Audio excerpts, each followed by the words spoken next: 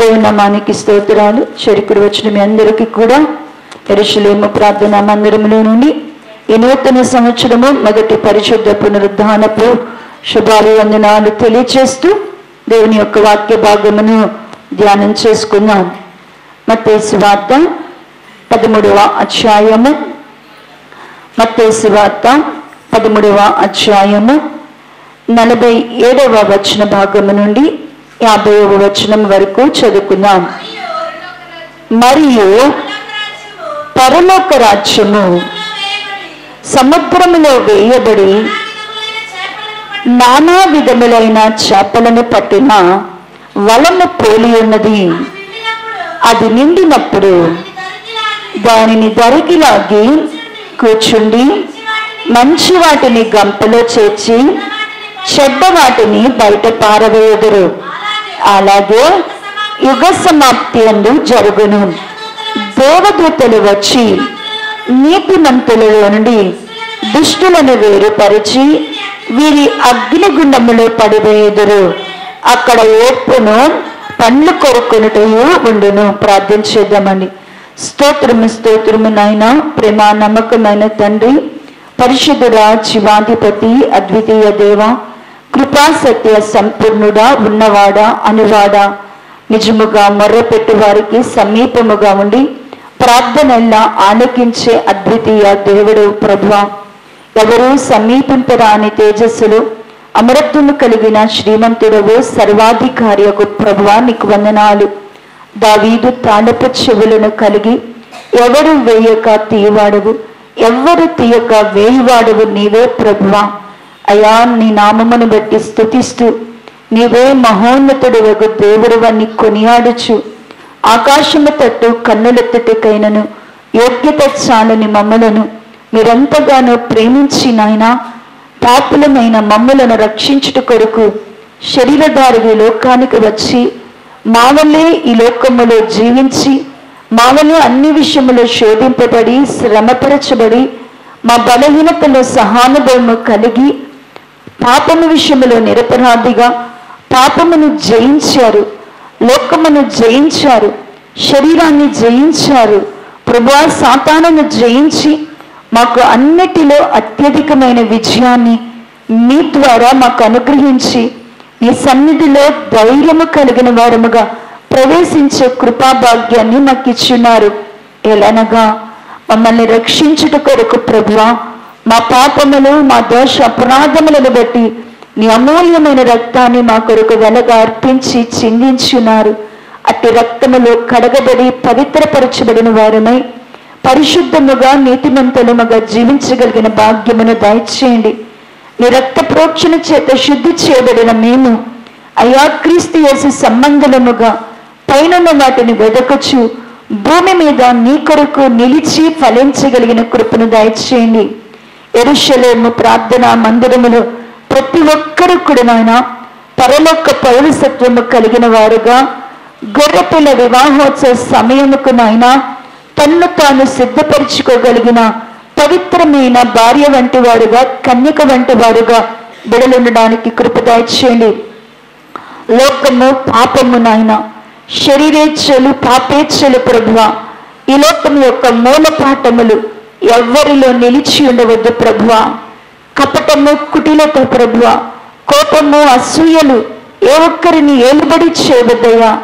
యెరూషలేము ప్రార్థనా మందిరములు ప్రతి ఒక్కరు కూడా పరలోక రాజ్యము సమీపించి ఉన్నదని ఎరిగినాయన మమ్మలను మేము నీ రాకడ కొరకునాయన, నీ రాజ్యము కొరకునాయన సిద్ధపడగలిగినటువంటి సంఘముగా నీ రాజ్యములోనికి ప్రవేశించుటకు కావలసిన యోగ్యతను ప్రభువా, కృపలను పొందుకోగలిగిన సంఘముగా మేము ఉండడానికి కృప దయచేయండి. అయ్యా, వినుచున్న మాతో మీరు మాట్లాడండి ప్రభువా. మా హృదయములను, మా చెవులను, మా మనోనేత్రాలను వెలిగించి తెరవచేయండి. మీ స్వరాన్ని మాకు వినబడి చేయండి. నీ మాటలని ఆత్మానుసరంతో ప్రభువా మా హృదయములలో మీరు ముద్రగా వ్రాయండి. మా జీవిత కాలం అంతా కూడా ప్రభువా మూర్ఖులకు ఈ తరమునకు వేరే ప్రభువా నాయన నీ జీవవాక్యమును అనుసరించచ్చు జ్యోతులలాగా ప్రకాశించినట్లుగా ఈ సంవత్సరాది మొదలుకొని సంవత్సరాంతం వరకు నీ వాక్యములకు మమ్మల్ని లోబరిచి, నీ వాక్యమే క్రియగా కార్యకారిగా మాలో స్థిరపరిచి అయ్యా మమ్మల్ని నిత్య జీవములోనికి నడిపించమని యేసుక్రీస్తు నామములో అడిగి ప్రార్థించి పొంది ఉన్నాము తండ్రి. ఆమేన్. అందరికీ వందనాలండి. మరి 2025వ సంవత్సరంలో మొదటి పునరుద్ధాన దినమందు దేవుని వాక్యాన్ని ధ్యానం చేసుకోవడానికి దేవుడిచ్చిన కృపను బట్టి స్తుతిస్తూ, మరి ఈ సంవత్సరమైనా దేవుని కొరకు మంచిగా ఫలించేటువంటి సమర్పణ కలిగి ఉండాలని ప్రభుని బట్టి బ్రతిమలాడుచున్నాం. ఎవరు మనుషుల మీద దృష్టి పెట్టొద్దు, ఎవరిని బట్టి మనం భక్తి చేయకూడదు, ఎవరిని బట్టి మనము దేవునిని ఆరాధించాలా కూడగా అనుకోకూడదు. దేవుడు తన రక్తాన్నిచ్చి విమోచించి నిన్ను కొని ఉన్నారు. ఈ సంవత్సరము నుండైనా ప్రభుని ప్రభుగా ఆరాధిద్దాం, ప్రభుని ప్రభుగా గణపరుద్దాం. ప్రభు కొరకు ఏం చేసినా మనము దేవుని మందిరముకు రావాల్సింది ప్రభు కొరకు, ప్రార్థన చేయాల్సింది ప్రభు కొరకు, పాటలు పాడాల్సింది ప్రభు కొరకు, వాక్యం వినాల్సింది నీ బ్రతుకు ప్రభు నీతో మాట్లాడడం కొరకు, నువ్వు విజ్ఞాపన చేయాల్సింది ప్రభు కొరకు. నువ్వేం చేసినా అది ప్రభు నిమిత్తమై ఏక దృష్టి కలిగి చేయాలని ప్రభుని బట్టి బ్రతిమలాడుకొనొచ్చు. మరి దేవుని వాక్యమును విని ఆ ప్రకారంగా జీవించాలని ప్రభుని బట్టి మనవి చేస్తున్నాం. ఈ మత్తయి సువార్త 13వ అధ్యాయం అంతా కూడా యేసుక్రీస్తు ప్రభు వారు చెప్పినటువంటి ఉపమానాలు ఉన్నాయి. ఈ ఉపమానాలు దేని కొరకు ప్రభు చెప్పాడు అంటే, దేవుని యేసు ప్రభు వారు అసలు వచ్చినదే ఎందుకు అంటే, పాపులము, శాపగ్రస్తులము, దూరస్తులము, ఆయన నామాన్ని ఉచ్చరించడానికి ఎంత మాత్రము కూడా యోగ్యులము కాదు. అందరము కూడా చచ్చిన పోయినాం. దేవుని దృష్టికి అందరం కూడా ఎలా ఉన్నామంటే చచ్చిన వారం అయి ఉన్నాం. అయినా మనము ఇలాగున గనక మనల్ని వదిలిపెడితే మనం ఎక్కడికి వెళ్ళిపోతామంటే నిత్య నరకాగ్నిలోనికి వెళతాం. ఆ నరకాగ్నిలోనికి నరక పాత్రులమైన మనలను మరి దేవుడు ఎంతగానో ప్రేమించి తానే ఈ లోకానికి వచ్చి తన రక్తం ఇచ్చి మన పాపముల నుండి, మన శాపముల నుండి, మన బలహీనతల నుంచి ఆయన విడిపించాడు, రక్షించాడు. విడిపించాడు, రక్షించాడు. రక్షించి మనల్ని ఆయన వదిలిపెట్టలేదు. తల్లిదండ్రులు బిడ్డలను కన్న తర్వాత రోడ్డు మీద వదిలేస్తారా? చెప్పండి. కన్నాం కదా, అయిపోయిందా? తల్లిదండ్రులుగా, భార్యాభర్తలుగా, గొడ్రాళ్ళుగా ఉంటే మోడు బారినోళ్ళు అంటారు. పిల్లల కంటే మన బాధ్యత అయిపోయిందని ఏ తల్లి తండ్రి అయినా బిడ్డలను బయట పారవేస్తారా? పారవేరు. ఏం చేస్తారు? వాళ్ళని తమ కొరకు పెంచి ప్రయోజకులుగా చేసి వారి ఆస్తికి వాళ్ళని వారసులుగా చేయాలని సంకల్పం కలిగి ఉంటారు. ఇప్పుడు పరలోకం నుండి వచ్చిన ప్రభు కూడా తన రక్తం చేత మనల్ని విమోచించి ఆయన తన యొక్క వాక్యము ద్వారా మనలను కని, ఆయన సంకల్పాన్ని బట్టి మనల్ని కని విమోచించి ఆయన మనల్ని ఇష్టానికి, మనల్ని లోకానికి వదిలేయలేదు. ఆయన రక్తంతో విమోచింపబడిన మనము ఆయన ఎక్కడ ఉంటాడో మనము అక్కడ ఉండాల. ఆయన వాస్తికి మనల్ని ఏం చేయాలనుకుంటున్నాడంటే, మన రక్తమిచ్చి కొనిన మన తండ్రి ఏం చేయాలనుకున్నాడంటే యేసయ్య తన ఆస్తికి మనలను వారసులుగా చేస్తారు. యేసయ్య ఆస్తి అంతా ఎక్కడుంది అంటే ఇక్కడ ఏమైనా ఉందా? యేసయ్య ఆస్తి ఇక్కడ ఏమైనా ఉందా?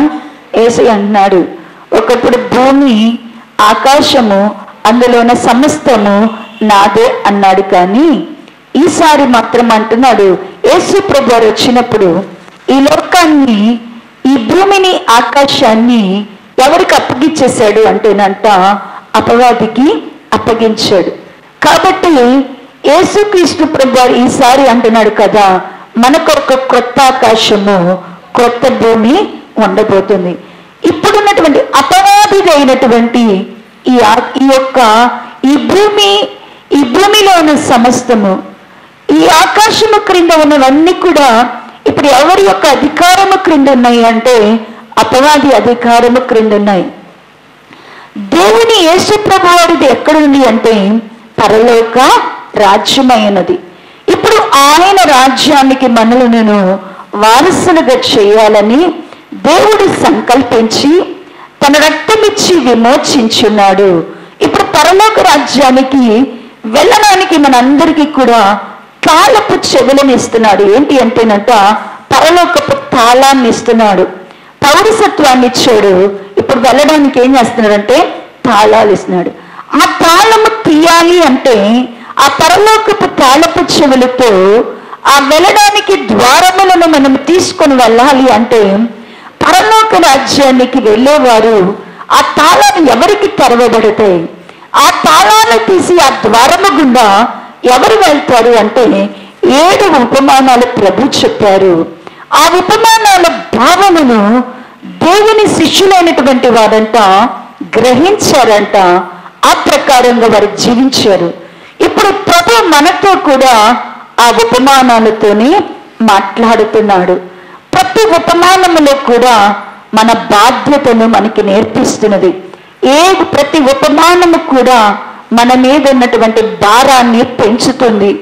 దేవుని పిల్లలమైనటువంటి మన మీద ఏ కాడి ఉందో, దేవుని పిల్లలమైన మన మీద ఏ బాధ్యత ఉన్నదో, దేవుని పిల్లలమైన మన మీద ఏ భారం ఉందో మనకి నేర్పిస్తుంది. దేవుని పిల్లలమైనటువంటి మనము మొదటి ఉపమానము ద్వారా దేవుని రాజ్యంలోనికి వెళ్ళాలి అంటే ఖచ్చితంగా వాక్యము మనలో ఫలించాల. 2వ గోధుమలు గురుగుల ఉపమానము ద్వారా దేవుని పిల్లలమైనటువంటి మనము మంచి గోధుమలైనటువంటి దేవుని కుమారులుగా మార్చబడి నీతిమంతులముగా ముద్రించుకోబడాల. 3వ ఉపమానములో ఆవగింజ చెట్టు గింజలన్నిటిలో చిన్నదైనా అది ఎలాగున ఫలించుట కొరకును అనేకులను చేర్చుట కొరకు ఉపయోగపడి ఉన్నదో మనము కూడా మనం ఎవరినైనా సరే, మనము ఎంత అల్పులమైనా కూడా దేవుని కొరకు ఫలించట మన బాధ్యత ఉన్నది. అలాగని మన ద్వారా కొందరు రక్షింపబడినట్లుగా మనము మరి కొమ్మల వంటి వారముగా ఉండాల. 4వదిగా దేవుని పిల్లలమైనటువంటి మనము పరలోక రాజ్యానికి వెళ్ళాలి అంటే పరలోక సంబంధమైన కరెన్సీని మనం ఏం చేయాలా? సంపాదించుకోవాలా. పరలోక ధనం ఏంటో ఆ ధనంతోని పరలోక రాజ్యంలోనికి చేరేవారముగా ఉండాలా. 5వదిగా మంచి అమూల్యమైన ముత్యములతో దేవుని రాజ్యమును సంపాదించుకోవాలా. మన దగ్గర అమూల్యమైన ముత్యములు ఉండాల. మరి ఈ 5 ఉపమానాలను పరిశుద్ధాత్మ దేవుడు మనకి వివరించున్నాడు. 6వ ఉపమానముగా చదవబడినటువంటి పరలోక రాజ్యం అంట ఏమైందంటే సముద్రములో వేయబడినటువంటి వలతో పోల్చబడి ఉన్నది. పరలోక రాజ్యము ఏమైపోయినది అంటేనంట ఒక జాలరి ఏం చేశాడు అంటేనంట సముద్రములో వల వేశాడంట. ఆ వల వేస్తే నానా విధములైన చేపలు ఆ వలలో పడ్డాయంట. అయితే సముద్రములో అన్ని బ్రతికిన చేపలు, నానా విధమైన చేపలు పడ్డాయి. కానీ ఆ యొక్క ఎవరైతే వల వేశాడో ఆ మనుష్యుడు ఏం చేశాడు అంటేనంట చక్కగా వలను దరికి లాగి కూర్చొని మంచి చేపలను చెడ్డ చేపలను ఏం చేశాడు అంటే కనుక మంచి చేపలను చెడ్డ చేపలను వేరు చేసి మంచి చేపలనేమో గంపలోనికి తీసుకున్నాడు, చెడ్డ చేపలనేమో మరి అగ్నిలోనికి బయటకు పారవేశాడంట. ఈ వల ఏమిటో మనము గడిచినటువంటి వారము ధ్యానం చేస్తున్నాం.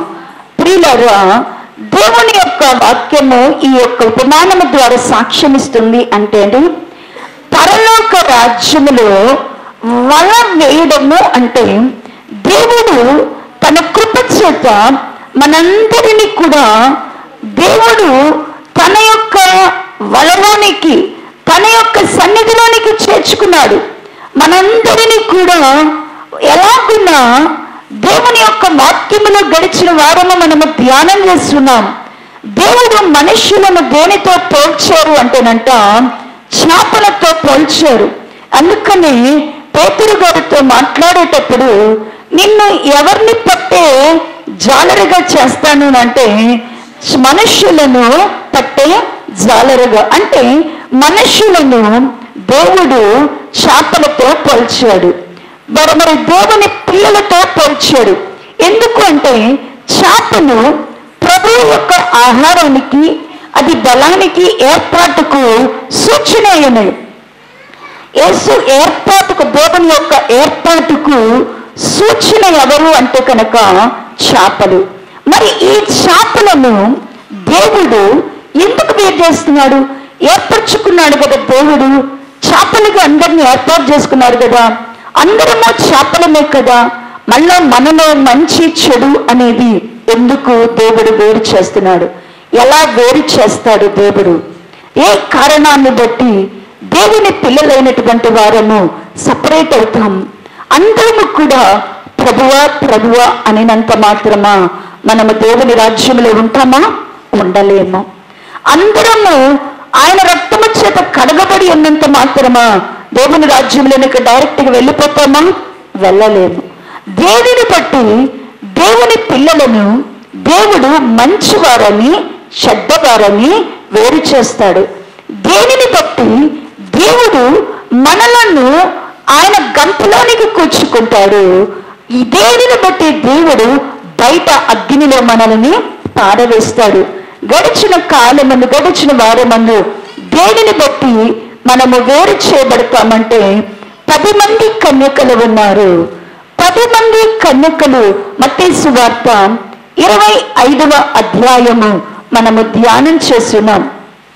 ఈ మత్తయి సువార్త 25వ అధ్యాయం అంతా కూడా వేరు చేయటను గూర్చి, మంచివారిని చెడ్డవారిని దేవుడు ఎలా చేస్తారు, ఒక ఇంటిలో నుండి దేవుడు 2 ముగ్గురిని ఎలా వేరు చేయబోతున్నాడు. ఒక 2 తిరగలి విసురుతూ ఉండగా ఒకరిని ఎత్తబడము, ఒకరిని విడవబడడం ఎలా వేరు చేస్తున్నాడు. దేవుడు ఎలాగున మందలో నుండి ఏవి గొర్రెలు, ఏవి తోడళ్ళు, ఏవి గొర్రెలు, ఏవి మేకలు ఎలా దేవుడు వేరు చేస్తాడు? మనల్ని దేవుడు ఎప్పుడు ఎలా వేరు చేస్తాడు? దేవుని రాజ్యంలోనికి వెళ్ళేటప్పుడంట, ఆయన రాజ్యంలో మనం ఉండాలి అంటేనంట, ఖచ్చితంగా దేవుడు ప్రతి ఒక్కరిని కూడా ఏం చేస్తాడంటే పరీక్షించి, ఆయనకు తగినట్టుగా మనం ఉంటే, ఆయన కోరుకున్నట్టుగా మనం ఉంటే, వలలో ఉన్న మనము గంపలోనికి వెళ్తాం. ఆయన కోరుకున్నట్టు గనక మనము లేకపోతే, ఆయన చెప్పినట్టు గనక మనము చేయకపోతే, వలలో ఉన్న మనం ఎక్కడుంటాము అంటేనంట బయట పారివేయబడతాం. ఎలాగున సాధ్యము అంటే, మనము మొదటి మరి యేసుక్రీస్తు ప్రభువారే పరలోక రాజ్యములోనికి వెళ్ళే వారిని ఏ కారణాన్ని బట్టి సపరేట్ చేస్తున్నానని చెప్పాడు అంటే కనుక, బుద్ధి కలిగిన కన్యకలు, బుద్ధి లేని కన్యకలు. పరలోక రాజ్యానికి అంటాం 10 మంది కూడా కన్యకలుగా బయలు వచ్చారు, కానీ కన్యకలుగా దేవుని దగ్గరకు వచ్చారు. కానీ అందులో 5 మాత్రమంట ఎలా ఉన్నారు అంటేనంట బుద్ధి కలిగిన వారుగా ఉన్నారు. 5 మాత్రమంట బుద్ధి లేని వారుగా ఉన్నారంట. ప్రియా దేవుని బిడ్డలారా, మనము దేవుని రాజ్యములో ప్రభుతో కూడా ఉండాలి అంటే, మనము దేవుని రాజ్యములో ప్రభుతో కూడా ఉండాలి అంటే ఖచ్చితంగా దేనిని బట్టి దేవుడు మనల్ని వేరు చేస్తాడంట? దేని బట్టి వేరు చేస్తాడంటాడు దేవుడు? బుద్ధిని బట్టి. బుద్ధి లేక, బుద్ధి హీనతను బట్టి మనల్ని ఏం చేస్తారంట? వేరు చేస్తారంట.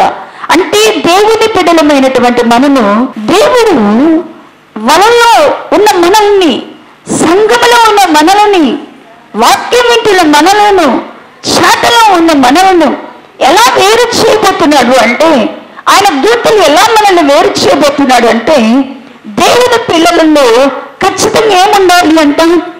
బుద్ధి ఉండాలంట. బుద్ధి ఉంటేనే సిద్ధపాటు ఉంటుంది. బుద్ధి ఉన్న వాళ్ళకి ఏముంటుందంట? సిద్ధపాటు. బుద్ధున్న వాళ్ళకి మాత్రమే సిద్ధపాటు ఉంటుంది. బుద్ధున్న వాళ్ళకి మరి దేవుని కొరకు ఎదుర్కొనగలిగినటువంటి మనస్సు ఉంటుంది. పెళ్లి కుమారుతో ఉండాలి అనేటువంటి సంకల్పము, సిద్ధపాటు ఉంటుంది. కాబట్టి దేవుడు మనల్ని వేరు చేసేటప్పుడు మన దగ్గర ఏముంటాడని కోరుకుంటాడంటే, ఖచ్చితంగా బుద్ధి ఉన్నవాడు, బుద్ధి కలిగిన వారు సిద్ధులతో ఉంటారు. సిద్ధ కలిగిన వారు సిద్ధితో పాటు ఏం వేసుకున్నారంట? బుద్ధి కలిగిన వారు నూనెను కూడా తీసుకొచ్చుకున్నారంట. మనము అలా ఉండాలి అంటే ఖచ్చితంగా మన దేవుని పిల్లలమైన మనకి దేవుడిచ్చేటువంటి బుద్ధి అవసరము. బుద్ధి లేకపోతే, బుద్ధి లేదు అంటే మనకేముండదంటేనంట, మారు మనస్సు అనేది ఉండదు. బుద్ధి లేని వాళ్ళకి ఏముండదంట? మారు మనస్సు ఉండదు. బుద్ధి లేకపోతే బుద్ధిహీనత అనేది కాముకురాలు, అది కాముకత్వాన్ని కలిగి ఉంటుందట. బుద్ధి లేదు అంటే కనుక మనం ఎక్కడికి వెళ్ళిపోతాము అంటేనంట, పాతాళం ఉన్న ఇంటికి వెళ్ళిపోతామంట. ఎక్కడికి వెళ్తాం? బుద్ధి లేకపోతే ఎక్కడికి వెళ్ళిపోతామంట? పాతాళం ఉన్న ఇంట్లోకి. అంటే డైరెక్ట్ బుద్ధి లేకపోతే ఎక్కడికి పోతాం? చివరికి పాతాళంలోనికి వెళ్ళిపోతాం. బుద్ధి లేకపోతే చాటున తిన్న అన్నము, చాటున సంపాదించుకున్నవి రుచి అనే అభిప్రాయం. అంటే ఏంటి? ఇతరులు దొంగతనముగా, అన్యాయముగా, అయోగ్యముగా మనము సంపాదించుకున్న వాటిని బట్టి మనం ఏం చేస్తుంటామంటారంట? ఆనందించేవారు. అంటే యథార్థత, నీతి అనేది బుద్ధిహీనతలో ఎంత మాత్రము కూడా ఉండదు ప్రియులారా. దేవుని బిడ్డలైనటువంటి మనకి ఖచ్చితంగా ఏం కావాలి అంటే కనుక బుద్ధి అనేది కావాల. బుద్ధి లేకనే తప్పిపోయిన కుమారుడు, రెండవ కుమారుడు ఏం చేశాడంటే, బుద్ధి లేకనే ఏం చేశాడు? తండ్రి ఇంట నుండి పారిపోయాడు. కానీ పందులు తినే పొట్టు తింటున్నప్పుడు అతనికి దేవుడు ఏమొచ్చిందంట? బుద్ధి వచ్చింది. బుద్ధి ఉంది అంటే బుద్ధి కలిగిన వారికి మారు మనసు వస్తుంది. బుద్ధి కలిగిన వారికి ఏమొస్తుంది అంటే, బుద్ధి మనకి ఏమి నేర్పిస్తుంది అంటే కనుక మారు మనసునిస్తుంది. మనం ఎక్కడ తప్పిపోతున్నామో, ఎక్కడ పడిపోతున్నామో, ఎక్కడ తొట్టిల్లామో, మనం ఏం తప్పులు చేసామో మనకి తెలియజేసేది ఏంటి అంటేనంట బుద్ధి. అందుకనే తప్పిపోయిన కుమారుడు ఎప్పుడైతే బుద్ధి వచ్చిందో, అయ్యో పరలోకమందు తండ్రి నీకు విరోధంగా నా తండ్రి ఎదుట నేనేం చేశాను? పాపం చేశాను అంటున్నాడు కదా. నా తండ్రి ఎంత సమృద్ధి ఉందో అప్పుడు దాకా అర్థం కాలేదు. బుద్ధి వచ్చినాక ఏమర్థమైంది? తండ్రి ఇంట ఏమన్నా వేసింది? సమృద్ధి అయిన ఆహారం ఉందని తెలిసింది. బుద్ధి వచ్చింది, తెలిసింది. ఏమని తెలిసింది అంటే, తన తండ్రి ఇంటిలో ఆయన సేవకులు కూడా, దాసులు కూడా ఎలా ఉన్నారంటే క్షేమంగా సమృద్ధిగా ఉన్నారని తెలిసింది. బుద్ధి వచ్చిందని తెలిసింది. పాపాన్ని, తనున్న స్థితిని వదిలిపెట్టాడు. ఎక్కడికి పరిగెత్తాడు అంటే కనుక తండ్రి దగ్గరికి తిరిగి పరిగెత్తాడు. ప్రియులారా, బుద్ధి వచ్చింది అంటే కనుక ఖచ్చితంగా బుద్ధి కలిగిన వారము, బుద్ధి ఉంది అంటే కనుక మనము మారు మనస్సు నొందిన వారంగా ఉంటాం. మన పొరపాట్లను మనం కనుగొనే వారం ఉంటాం. మరి రాజుల గ్రంథంలో మనము చదివినాం. సొలొమోను గారు కూడా ఉన్నారు. ఒకవేళ నీ ప్రజలు గనుక చెరలోకి వెళ్ళిపోయారు, వారు భక్తిహీనులైపోయారు, వారు అన్ని పోగొట్టుకున్నారు, వాళ్ళు గనక బుద్ధి తెచ్చుకొని మేము పాపులము, భక్తిహీనముగా నడిచామని ఒప్పుకున్నారు అంటే చెరలో నుండి వారిని తీసుకురా. అంటే బుద్ధి ఖచ్చితంగా ఏం చేస్తుంది అంటే మారు మనస్సును మనకి కలుగ చేస్తుంది, మన యొక్క పొరపాట్లనే సరిచేస్తుంది. అలాగనే దానియేలు గ్రంథంలో కూడా నెబుకద్నెజరు కూడా దేవుని యొక్క సన్నిధిలో బుద్ధిని పోగొట్టుకున్నాడు. బుద్ధిహీనుడుగా ఉన్నప్పుడు ఇదంతా నా బలము, నా జ్ఞానం అని అతిశయించాడు. బుద్ధి లేకపోతే పశుప్రాయుడైపోయాడు.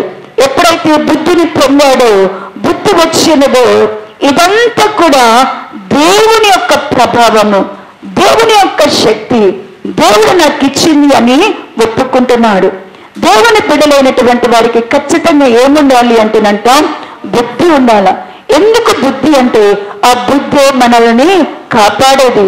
అదే దుష్టుల యొక్క మార్గములో నుండి మూర్ఖముగా మాట్లాడే వారి చేతులలో నుండి మనల్ని విడిపించేది ఏంటి అంటేనంట, బుద్ధియే. కాబట్టి దేవుని బిడ్డలకు బుద్ధి ఉండాలి. దావీదు గారు కూడా ప్రార్థన చేస్తూ చూడండి, 119వ కీర్తన 73వ వచన భాగంలో అంటున్నాడు. 119వ కీర్తన 73 నీ చేతులు నన్ను నిర్మించి నాకు రూపు ఏర్పరచును, నేను నీ ఆజ్ఞలను నెరవేర్చినట్లు నాకు బుద్ధి దయచేయము.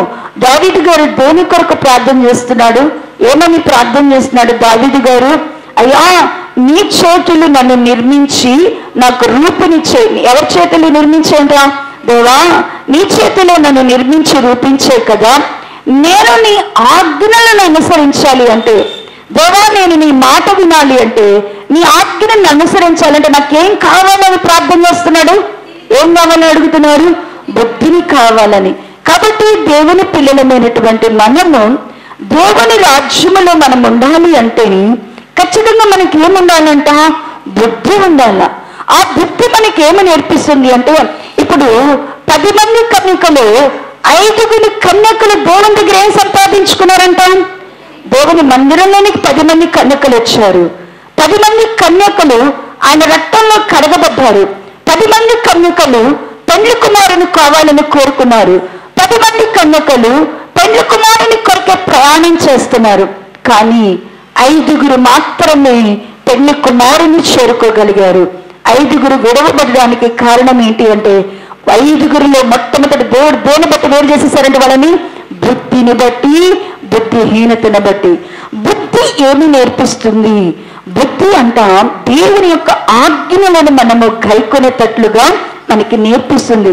బుద్ధి ఉంటేనే మనకి ఏం కావాలని మనం కోరుకుంటాము అంటే, చూడండి సామెతల గ్రంథము 15వ అధ్యాయ భాగమును, సామెతల గ్రంథము 15వ అధ్యాయము, సామెతల గ్రంథము 15వ అధ్యాయము 24వ వచన భాగము 542వ పేజీ. కిందనున్న పాతాళమును తప్పించుకొనవలని బుద్ధిమంతుడు పరమునకు పోవు జీవ మార్గమున నడుచుకొనను. చాలండి. బుద్ధి మనకి ఏమి నేర్పిస్తుంది? బుద్ధి ఎందుకు మనకి కావాలి అంటే, బుద్ధి ఏం చేస్తుంది అంటేనంట, క్రిందనున్న పాతాళాన్ని తప్పించుకోవాలి. అంటే బుద్ధి వస్తే మనం ఏం కోరుకుంటాం? బుద్ధి కలిగిన వారు ఏం కోరుకుంటారంటే, బుద్ధిమంతుడు ఏం కోరుకుంటాడంట? క్రిందనున్న పాతాళాన్ని నేను తప్పించుకొని నేను ఏం కోరుకోలేను? పరమునకు పోవు జీవ మార్గము.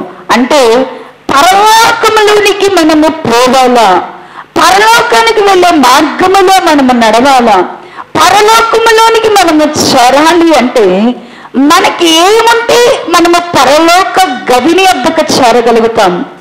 ఏమంటే పరలోకాన్ని, పరలోక సంబంధమైన వాటిని ఆశించగలము, అపేక్షించగలము అంటే బుద్ధి ఉంటేనే. బుద్ధి నాళ్ళకి వేటి మీద కోరిక వస్తుందంట?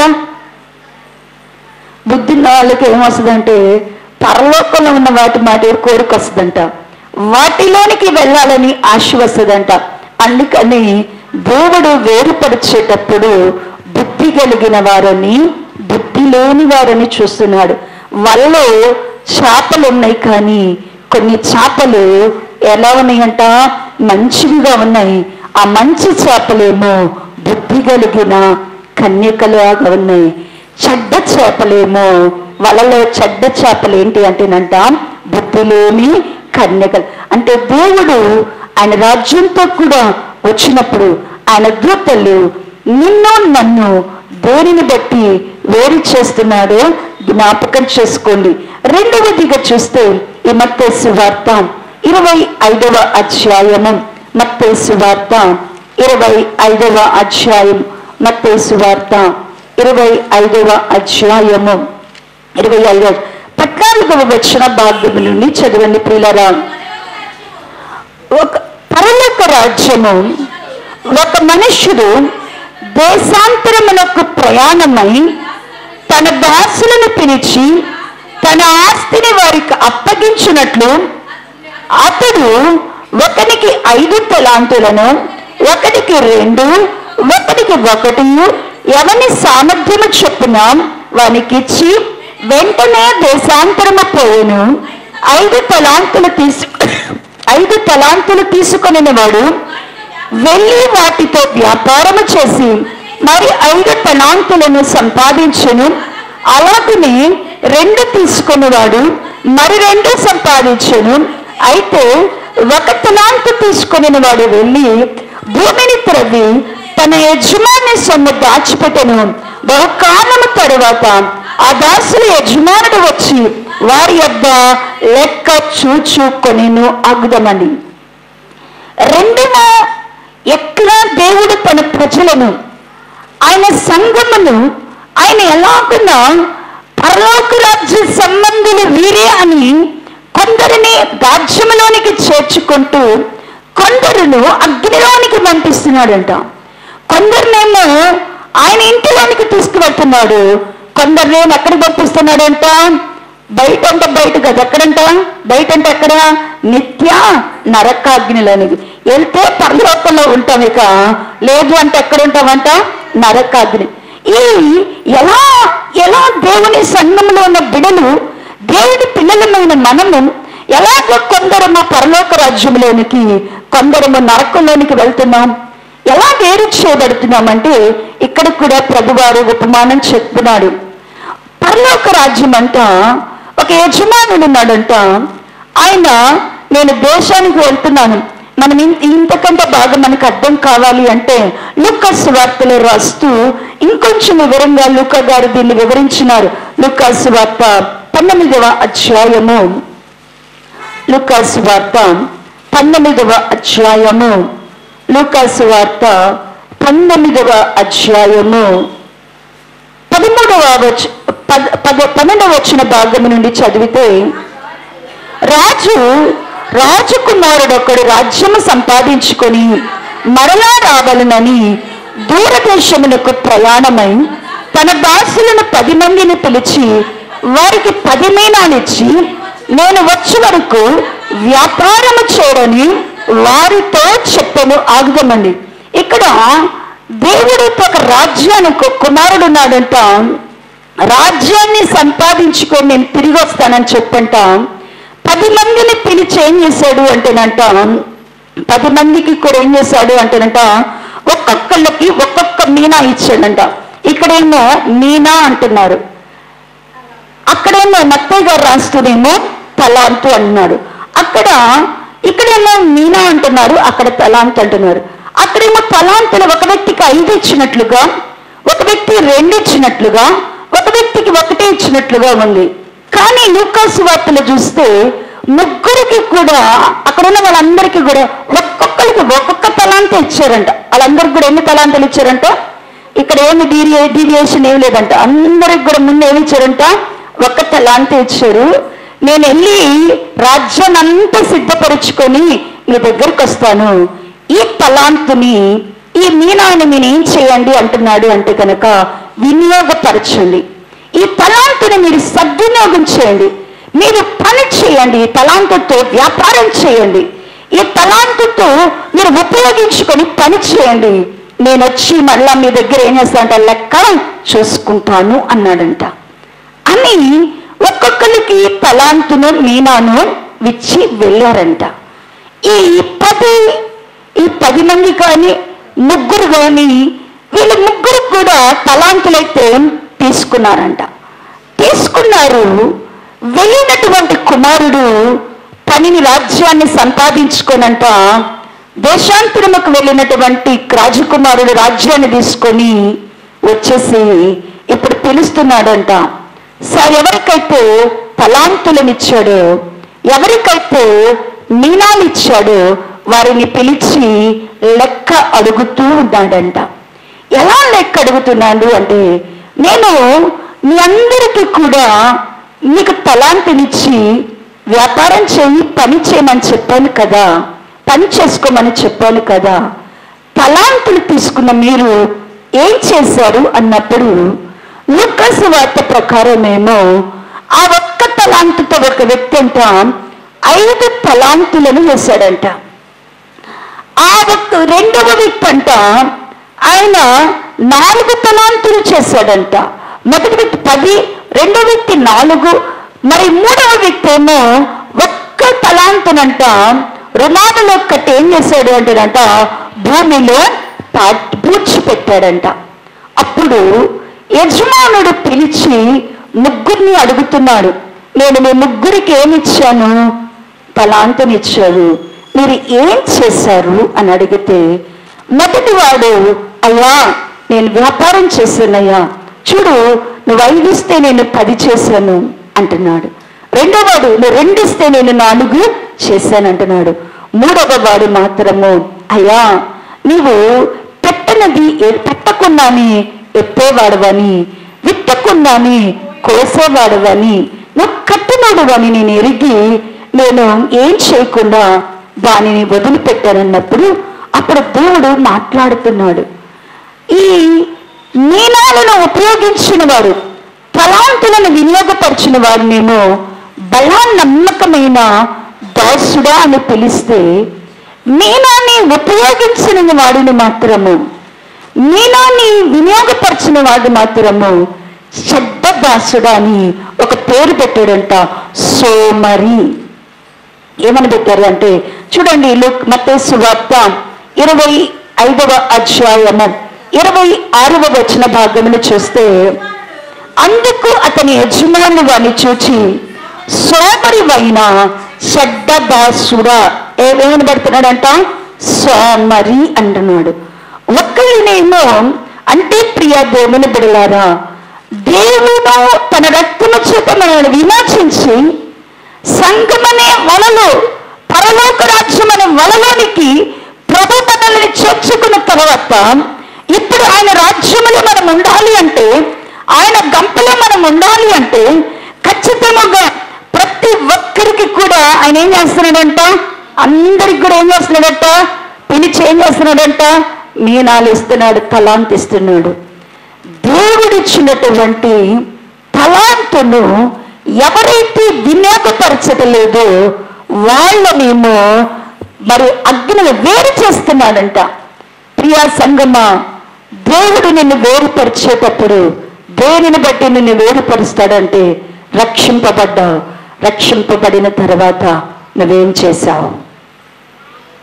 రక్షింపబడిన ప్రభు కొరకు నువ్వేం చేశావు? ఇంత గొప్ప రక్షణను ఆయన తన రక్తము చేత నీకు అనుగ్రహముగా దయచేస్తే, ఆయన రక్తమనే వెలవ చేత అన్నిటికంటే అమూల్యమైన వెండి బంగారముల కంటే శ్రేష్టమైన తన రక్తము చేత ఆయన నిన్ను విమోచించి తనకు స్వకీయమైన సంపాదముగా తన సొత్తైన ప్రజగా నిన్ను స్వీకరిస్తే, ఆయన కుమారుడు కుమార్తెగా ఆయన రాజ్యం కొరకు నువ్వేం పనిచేసావు? నువ్వేం పనిచేస్తున్నావు? దేవుని సంఘములో ఉన్న నీవు దేవుని కొరకు ఏం పని చేస్తున్నావు? నువ్వు పని చేయకుండా నేనేం పని చేయను అని ఇక్కడ మీరు చదివితే లూకాసు వార్త 19వ అధ్యాయం అంటాడు. కొందరు అంటున్నాడంట, నీ రాజ్యంతో రావాల్సిన అవసరం లేదు, నీ రాజ్యంలో మేమే ఉండవు, అసలు మాకు వద్దు అంటున్నారు. నువ్వు రాజుగానే మాకు వద్దు అంటేనంట, రాంగా నేనంట ఆ మాట అన్న వాళ్ళని కూడా పిలిపించాడంట. దేవుని వద్దకు వచ్చినటువంటి మనము, రక్షింపబడిన నీవు దేవుని యొక్క సన్నిధిలో, దేవుని ఇంటిలో నువ్వేం పని చేస్తున్నావు? దేవుడు నీకు ఇచ్చిన రక్షణను పాటుపడుతున్నావా? దేవుడిచ్చిన రక్షణను చాలా మంది ఏం చేస్తున్నారు అంటేనంట, విడిచి ముందుకు సాగుతున్నారు.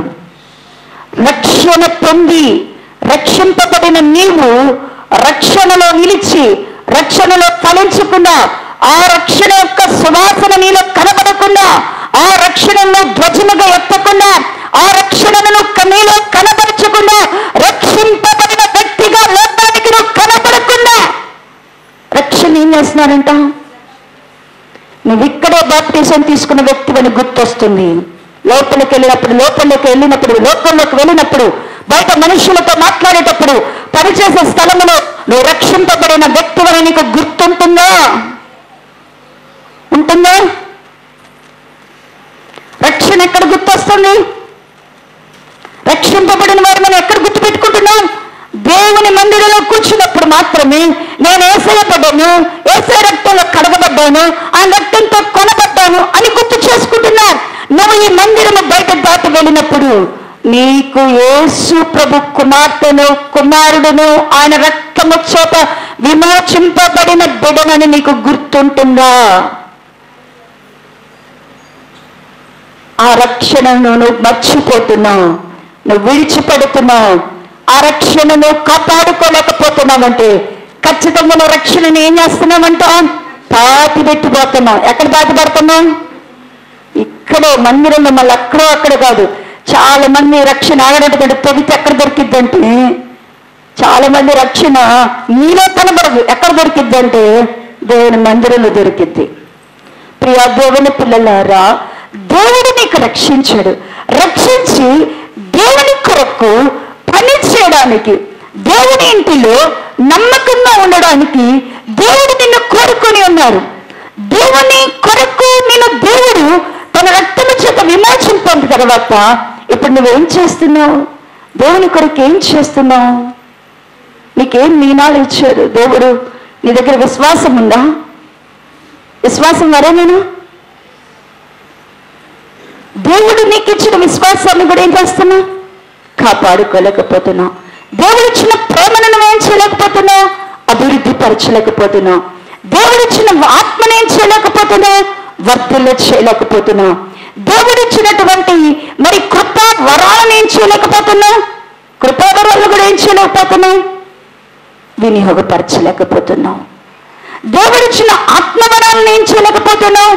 వినియోగపరచలేకపోతున్నావు. దేవుడు అప్పగించిన దేని కూడా నువ్వేం చేయలేకపోతున్నావు? కాపాడలేకపోతున్నావు. దేవుడు నిన్ను చూస్తున్నాడు. పరలోక రాజ్యముతో ఆయన వచ్చినప్పుడు ఆయన దూతలు అడుగుతారు, అయ్యా రెన్ను కొట్టు. మనలాంటి వాళ్ళే అడుగుతారంట, అయ్యా మేము యెరూషలేము వాస్తవులమయ్యా, ఎత్తబడి సంఘమని మాకు కూడా ఉందయ్యా పాలు, మమ్మల్ని కూడా తీసుకెళ్లాల్సిందే అంటే అప్పుడు అడుగుతాడంట, అవునమ్మా ఆ వాగ్దానం కలిగిన వారు ఒట్టిగా లేరే, సోమరులుగా లేరే, వారందరూ కూడా ఆ వాగ్దానం కలిగిన వారు ఏం చేస్తారు? ఖచ్చితంగా దేవుని కొరకు పని చేస్తారు కదా. దేవుని కొరకు నువ్వేం చేస్తున్నావు? గృహనిర్వాహం చేస్తున్నావా? దాసుడిగా తలుపు తీసే వ్యక్తిగా ఉన్నావా? దాసురాలుగా మరి నూనె నింపే వ్యక్తిగా ఉన్నావా? దాసుడుగా దేవుని యొక్క ఫలాన్ని ఫలించే వ్యక్తిగా ఉన్నావా? దాసురాలుగా పంటను కూర్చే వ్యక్తిగా ఉన్నావా? ఏం చేస్తున్నావు నువ్వు దేవుని కొరకు? దేవుని కొరకు నువ్వేం చేస్తున్నావు? దేవుడు దాసులను వేరు చేసేటప్పుడు ప్రతి వాని దగ్గర ఏం చేస్తాడంట? లెక్క అడుగుతాడంట. ప్రతి వాణిని కూడా నువ్వేం చేశావు అనేది ఖచ్చితంగా దేవుడు ఏం చేస్తాడంట? లెక్క అడుగుతాడు.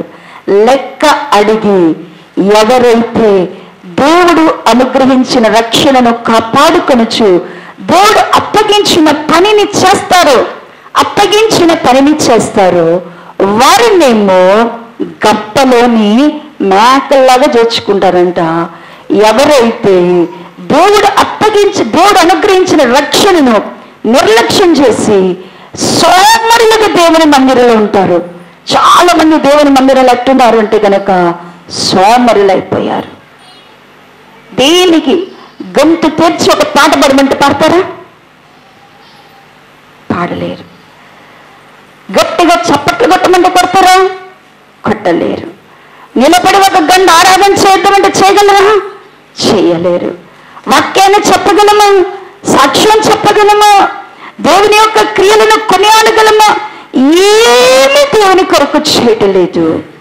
కేవలం దేవుని మందిరంలో ఇంట్లో నుంచి వస్తున్నాం, ఇంట్లో నుంచి బాగా వచ్చి దేవుని మందిరంలో కూర్చొని లేచి వెళ్ళిపోతున్నాం అంతేనా? ఇంతకన్నా ఏం చేస్తున్నామా?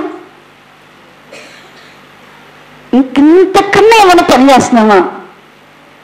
ఇంట్లో హడావిడికి పనిచేసి వచ్చి ఇక్కడ రిలాక్స్ అయిపోయి బాడీ నాకు అట్టగా అనిపిస్తుంటుంది. చాలా మంది మందిరానికి వచ్చే హడావిడిలో బాగా పనిచేసి చేసి వచ్చి ఇక మందిరానికి రాగానే బాడీని మైండ్ని కూడా ఏం చేస్తున్నారంటే, అమ్మయ్యా ఇక కాళ్ళని సర్దుం అనుకోవడం, నడువుని సెపరేట్ చేసుకోవడం, ఇక నిద్రని ఆహ్వానించడం. చక్కగా ఇక్కడ ఏం చేస్తున్నారు, సోమరులే కదా ఈ పనిచేసేది. దేవుని మందిరానికి వచ్చి నీ చేతులు, నీ హృదయము, నీ మనస్సు నలగకుండా విరగకుండా, నీవు దేవుని కొరకు ఉపయోగపడకుండా వెడలిపోతే ప్రభు రేపు వచ్చిన రోజున నిన్ను ఖచ్చితంగా నువ్వు చేసిన పనిని దేవుడు ఏం చేస్తాడంట, లెక్కప్ప చెప్తాడా, దేవునికి లెక్కప్ప చెప్పాలా. దేవుడు ఖచ్చితంగా నీవు అనుకునే గడియలో వచ్చి అసలు ఎవరు ఏం పరీక్షిస్తాడో చూడండి ప్రియులారా. లూకాసు వార్త 12వ అధ్యాయము, లూకాసు వార్త 12వ అధ్యాయము, లూకాసు వార్త 12వ అధ్యాయము, లూకాసు వార్త 12వ అధ్యాయము, పేజీ నంబర్ 65వ పేజీ 36వ వచన భాగమును చదవండి. 12:36. తన ప్రభువు పెండ్లి విందు నుండి వచ్చి తట్టగాని అతనికి తలుపు తీయవాడు అతడు ఎప్పుడు వచ్చునో అని అతని కొరకు ఎదురు చూచు మనుష్యుని వలె ఉండుడి. ఏ ప్రభు వచ్చి ఏ దాసుడు మెలకువగా ఉండుట కనుగొనో ఆ దాసులు ధన్యులు. చాలండి, ఇక్కడ ఉన్నాడు. ఈ కాలంలో దేవుడు మనకేం అప్పగించాడు? దేవుని పని చేయడం అంటే ఏంటి? దేవుని పిల్లలు పని చేయడం అంటే ఏంటి? దేవుడు పెళ్లి కుమారుడుగా రాబోతున్నాడు. ఆయన వచ్చినప్పుడు ఆయన కొరకు మనం ఏం చేయాలంటే తలుపులు తీసేటువంటి దాసులాగా ఉండాలంట. మనందరం కూడా ఏం చేయాలంట? తలుపులు తీసేటువంటి దాసులాగా ఉండాలి. తలుపులు తీయాలంటే మనకి ఏం కావాలంట? ఏం కావాలా? మెలకు కలిగి ఉండాల. ఎంతమందికి మెలకు ఉంది? దేవుడు ఎప్పుడు వచ్చినా మెలకువ అనే మాటకి ఒకసారి మీకు వాక్యం చెప్పా. మెలకువ అంటే ఖచ్చితంగా మనము మెలకువ కలిగి ఉండడము అంటే మనము ప్రభు ఎప్పుడొచ్చినా ప్రభుని ఎదుర్కోవడానికి మనము కలిగి ఉండేటువంటి సిద్ధపాటు. మెలకువ అంటే ప్రభు కొరకు మనకేముండాలంట? సిద్ధపాటు ఉండాలంట.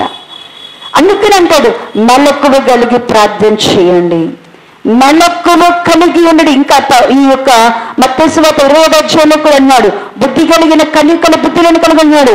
ఆయన అనుకుని గడియలో వస్తాడు కాబట్టి ఖచ్చితంగా మీరు ఏం చేయాలి? మెలకువ కలిగి ఉండడు అంటున్నాడు. లూకాసు వార్త 21వ అధ్యాయం అన్నాడు, మనం అనుకుని గడియలో ఆయన వస్తాడు కాబట్టి ఖచ్చితంగా దేవుని పిడలమైనటువంటి మనము తిండి వలన, మత్తు వలన, అనేక విచార ధనమాసముల వలన మన మందులంగా కాకుండా మెలకువ కలిగి ఆయన ఎదుర్కోవడానికి మనం ఏం చేయాలంట? సిద్ధపడుతూ ప్రార్థన చేసేవారుగా ఉండాలంట. మెలకువ అనేది మనలో ఉండాలి. అంటే ఏంటి అంటే కనుక దాసులు ఎప్పుడు కూడా ఏం చేసుకుంటారు? మెలకువ కలిగి ఉండాలంటే తమ్ముడు దేవుని కొరకు ఎప్పుడు ఏం చేయాలా? సిద్ధపరచుకుంటూ ఉండాలా. రోజు ప్రభు రాకడి కొరకు సిద్ధపరచుకుంటున్నావా?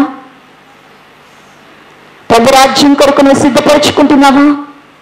కొంచెం సేపు అయినా కూర్చొని, ప్రభువా నీ రాజ్యాన్ని నా కొరకు ఇవ్వడానికే ప్రభువా నీ రక్తములో నన్ను విలువ పెట్టుకొని ఉన్నావు.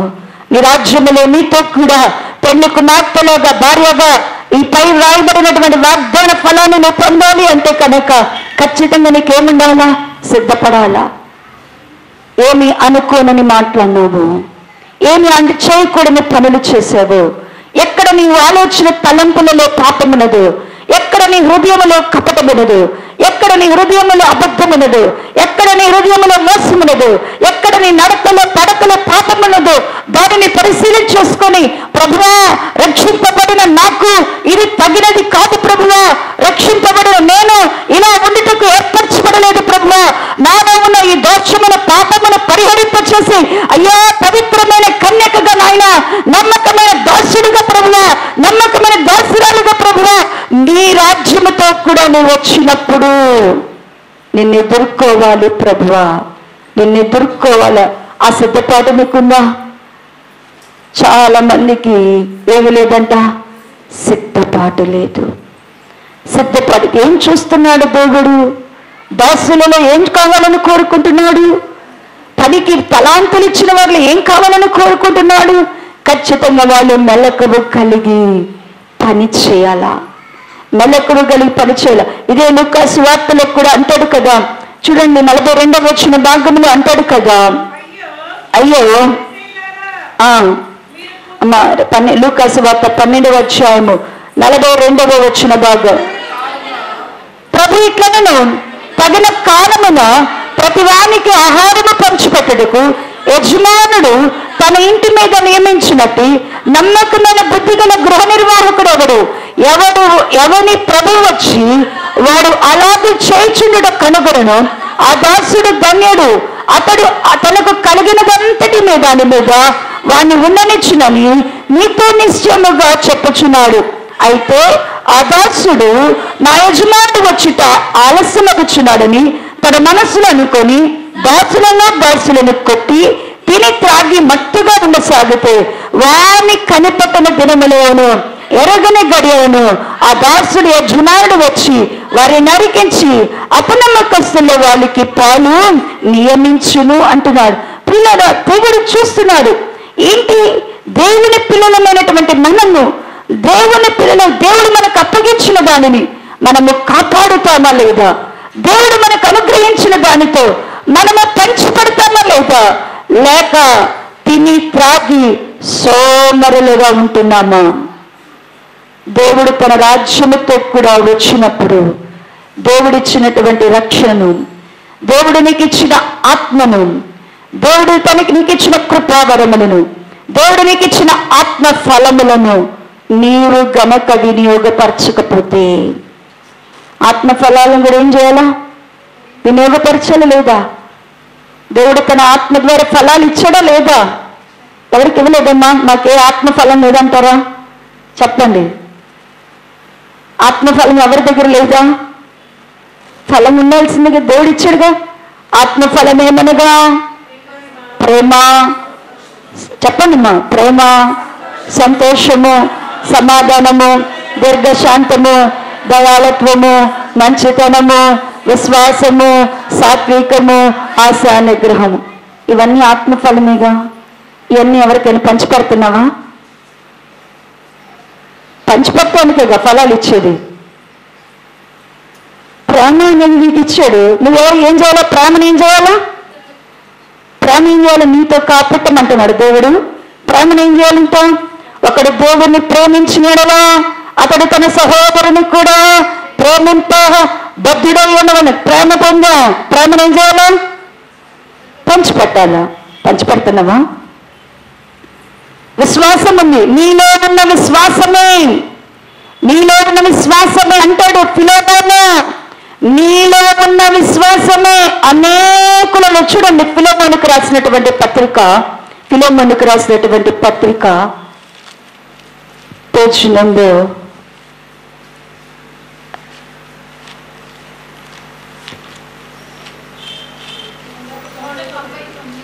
199.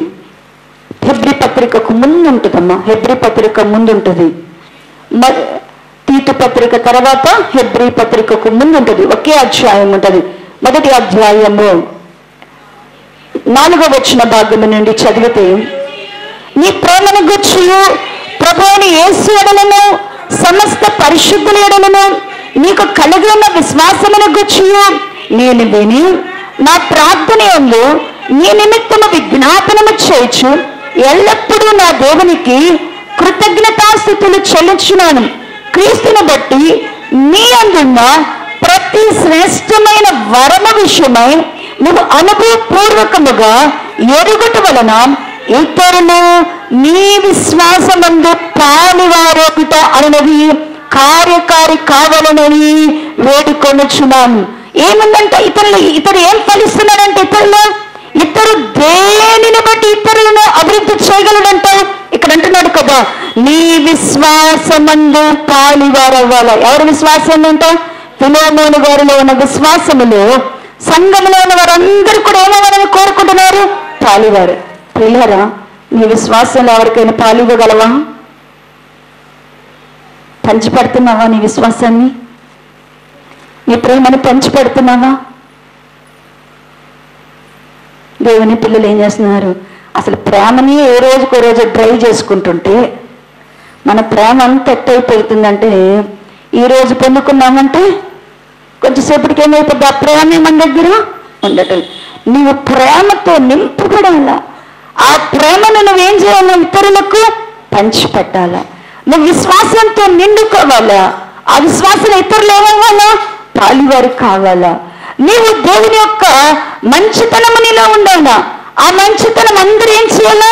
నేర్చుకోవాలా. నిన్ను చూసి అందరికీ ఏమవ్వాలా? మారాలా. నీలో దయాలత్వం ఉండాలా. అనేకులకు ఆ దయ ఉంది అనుకోండి. మనలో దయాలత్వం ఉంది, దయ ఉంది అంటే ఖచ్చితంగా మనం ఎలా ఉంటాం? దయ ఉంది అంటే మన మాటలు కరెక్ట్గా ఉంటాయి. మన మాటల్లో ఉంటే కనపడింది. దయ అనేది ఎక్కడ కనపడిద్ది అంటే, అందుకని అంటాడు 45వ కీర్తన, అయ్యా నీ పెదవుల మీద దయారసము పోయబడి ఉన్నది. యేసుక్రీస్తు ప్రభువారిని గురించి మాట్లాడుతున్నాడు. ఆయన దయగల మాటలు. ఆయన ఏం మాట్లాడేవాడంటే, ఆయన దయ ఎక్కడ కనపడిద్ది అంటేనంట మన పెదవుల్లో, మన మాటల్లో కనపడిద్దంట దయ అనేది. అంటే మనం మాట్లాడే విధానంలోని మనము దేవునికి సంబంధించిన వారము, దేవుని పిల్లలమైనటువంటి నీ యొక్క ఆశా నిగ్రహము నీవే కంట్రోల్ చేసుకున్నాను. చూడండి, మనము గనక ప్రతి విషయంలో ఆశా నిగ్రహం కలిగిన వారం ఉన్నాం. ధనాన్ని చూసి ఆశించలేని కన్నులు కలిగిన ఉన్నాం. పరస్త్రీలను చూసి ఆశించలేని కన్నులు కలిగిన వారమున్నాం. చెడ్డ వాటిని చూసి కన్నులు తిప్పుకునే వారమున్నాం. చెడ్డ మాటలు మాట్లాడకుండా మన పెదవులు కాచుకునే వారమున్నాం. మనలో ఇప్పుడు ఏముందంట? ఆశ నిగ్రహం ఉంది. నువ్వు సినిమాలు చూడలేదనుకోండి, నువ్వు ఎవరు పెట్టిన సినిమా చూడలేదనుకోండి, కొన్నాళ్ళకి ఏమవుతుందంటే నీ పక్కన వాళ్ళు కూడా నువ్వుంటే ఏం పెట్టరు? నువ్వు చూడవు కాబట్టి ఫలిస్తాం, ఖచ్చితంగా ఫలిస్తాం. అదేమో అసాధ్యం అనుకోదాకటి, అది సాధ్యమే. అంటే దేవుని బిడ్డలు దేవుని యొక్క ఫలాలను అడుగుతున్నారు, దేవుడు ఇస్తున్నారు. కానీ వాటన్నిటిని ఎక్కడ చేస్తున్నారు? పెట్టేస్తున్నారు, తీసుకెళ్ళి భూమిలోనే ఉంటున్నాయి. ఒక్కటైనా పంచిపెడుతున్నారా? ఒక్కటైనా వాడుకుంటున్నారా? ఫలాలు వాడుకోవడం లేదు. వరాలకు ఏమైంది? వరాలు ఏం చేస్తున్నారు? వరాలకు పోటీ వచ్చేసింది. వరాలకు ఏమొచ్చింది చెప్పండి అమ్మా? వరాలకు ఏం పెట్టుకున్నారు? మనసులో పోటీ పెట్టి, వాళ్ళు పాడితే మేమెందుకు పాడాలా? మాకు ఇదే బాధగా ఉంది. ఒకరు పాడేటప్పుడు మిగతా వాళ్ళు మైక్లో వాళ్ళు 2 గొంతులు వినపడుతున్నాయి, బయట వాళ్ళు గొంతులు వినపడతల్లా. ఎందుకు?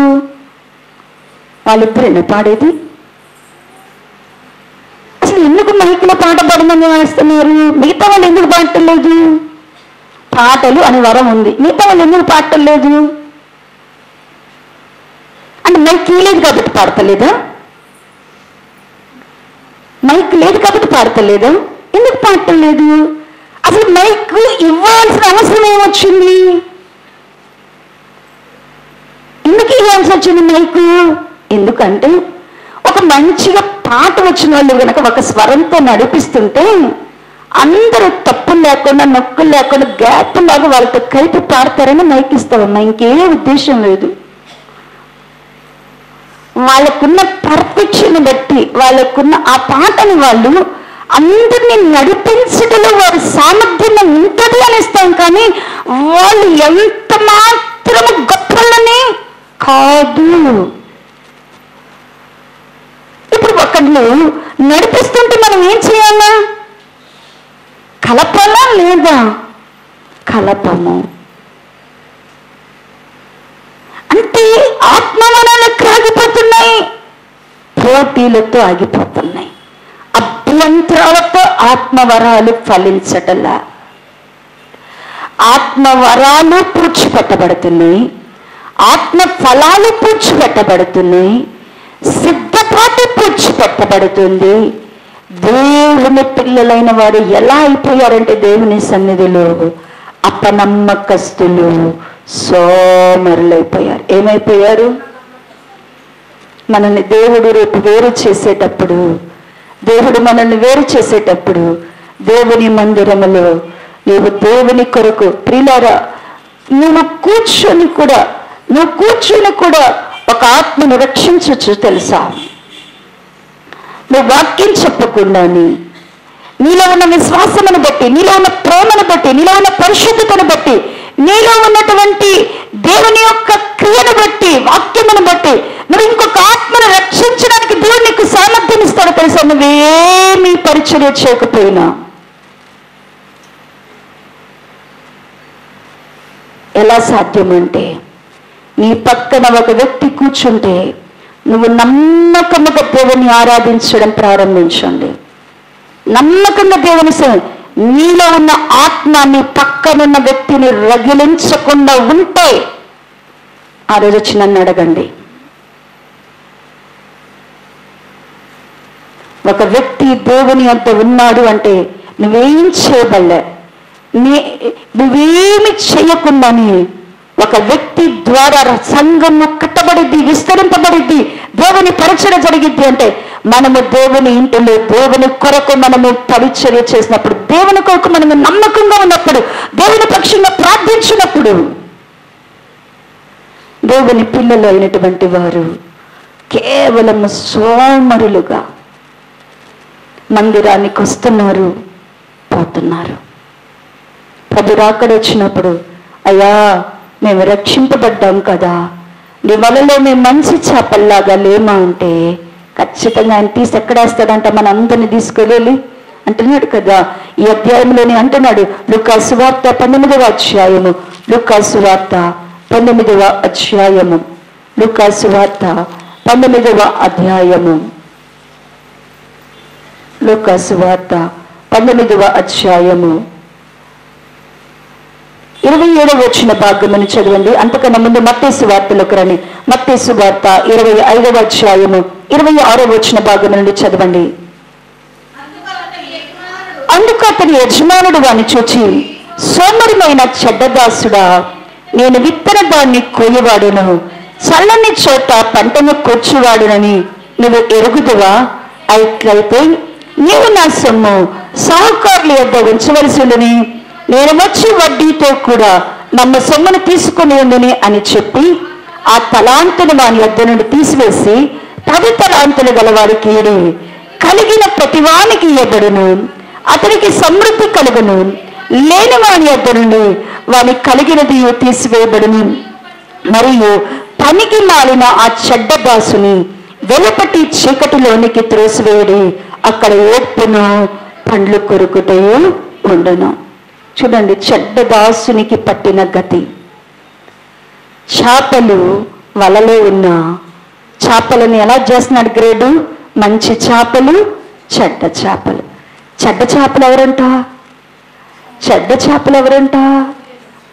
సోమరులైనటువంటి వారు, దేవుడికి అపనమ్మకస్తులైనటువంటి వారు, దేవుని ఇంటిలో అపనమ్మకస్తులైనటువంటి వారు. దేవుడు ఇచ్చినది సద్వినియోగం కలిగి ఉండి కూడా ఏం చేయలేకపోతున్నారు? ఇచ్చినా కూడా ఏం చేయలేకపోతున్నారు? సద్వినియోగం చేసుకోలేకపోతున్నారు. ఇలాంటి చెడ్డవారందరినీ కూడా ఎక్కడ తీసుకెళ్తుందంట? ఎక్కడ తీసుకెళ్ళమన్నాడు? చీకటిలోకి వేసేయండి, పండ్లు కొరకే దగ్గర వేసేయండి, నిత్య నరకాగ్నిలోనికి తెచ్చేయమంటున్నాడు దేవుడు. ప్రియులారా, ఈ రోజున మనం అందరము అనుకుంటున్నాం, నేను యేసయ్య దగ్గరికి వచ్చాను, యేసయ్య మందిరానికి వస్తే చాలు నేను పరలోకానికి వెళ్ళిపోతున్నానని భ్రమపడుతున్నావేమో, నేను బాప్టిజం తీసుకుంటే చాలు పరలోక రాజ్యానికి వెళ్ళిపోతానేమని సోమరిగా ఉంటున్నావేమో. రక్షింపబడిన నీవు, ప్రభు దగ్గరికి వచ్చిన నీవు మెలకువ కలిగిన దాసుడిలాగా దేవుడు నిన్ను దేని చేటుకు ఆయన ఇచ్చినటువంటి రక్షణను నువ్వు ఫలించాలా, ఆయన ఇచ్చిన ఆత్మ ఫలములను ఫలించాలా, ఆయన ఇచ్చిన ఆత్మ వరములను సద్వినియోగపరచుకోవాలా.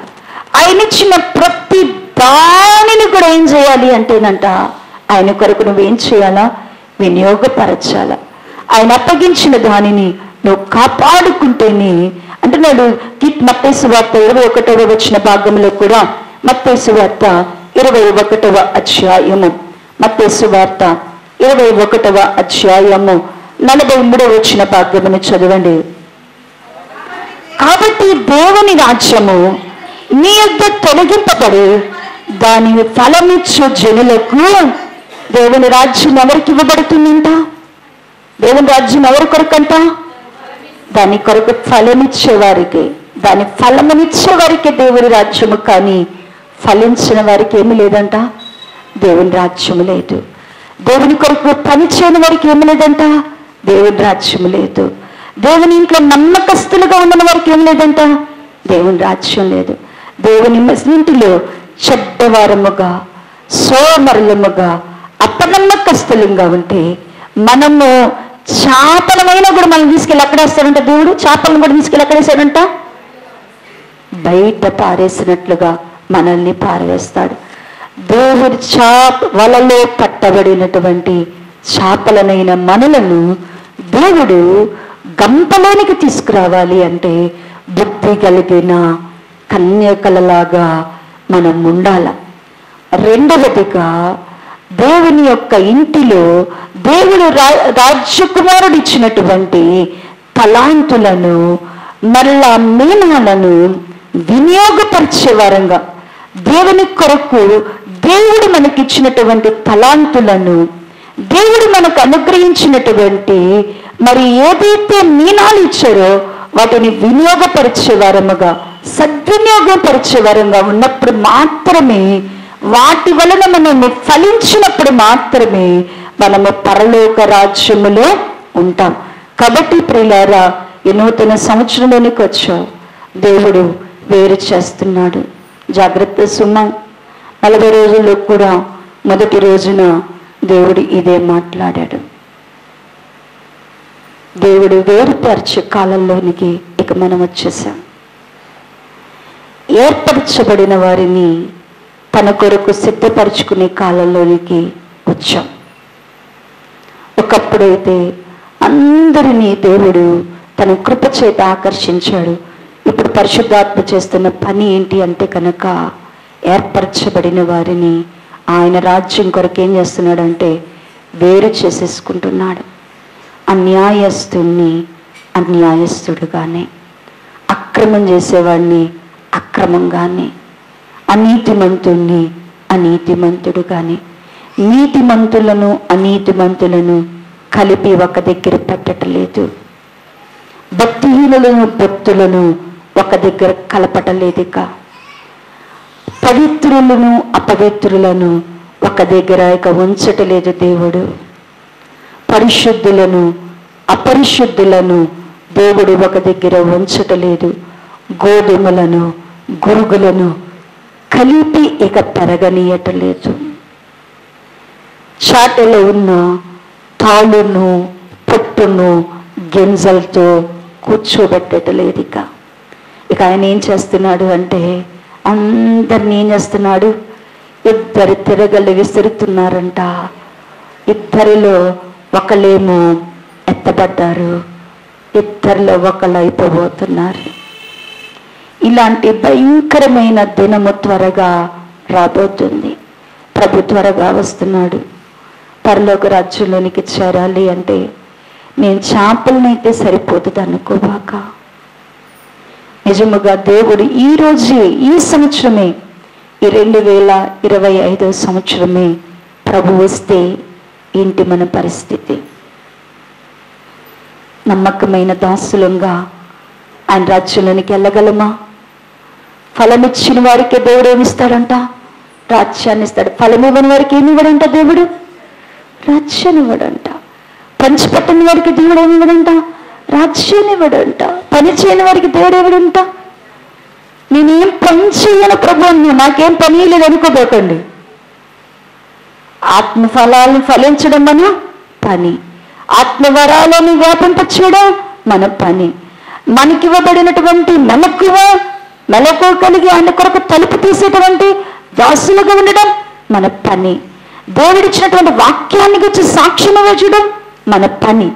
ఇవన్నీ ఏమి చేయకుండా మనం ఇలా ఉంటే ప్రియులారా, రేపు ప్రభువు వచ్చినప్పుడు మనం ఎక్కడుంటాం?